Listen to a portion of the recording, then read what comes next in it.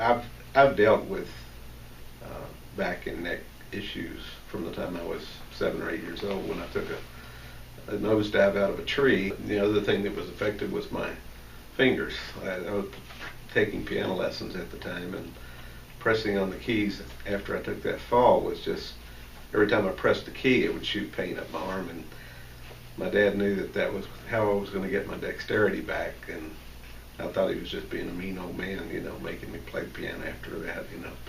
Dr. Dell he's more than a chiropractor. He is a healer. I mean, he has abilities to sense things and know what to do about things before he ever puts his hands on you almost. And I could tell that after the first couple of visits. I knew what chiropractors had done for me early on in life. And so, like I said, this was my last straw. And I said, okay, they presented this plan to fix me up, and with some resistance I said, all right, let's do it.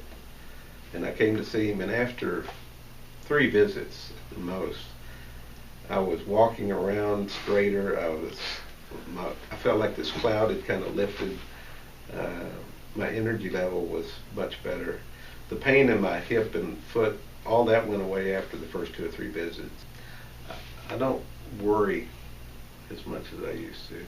And it's funny, it's kind of a spiritual journey to go through something like this anyway, because I went through my life and always had money, always had a job, always had things I needed. So the spiritual part of life was just, oh, that's what those people do. And you don't know until you lose it.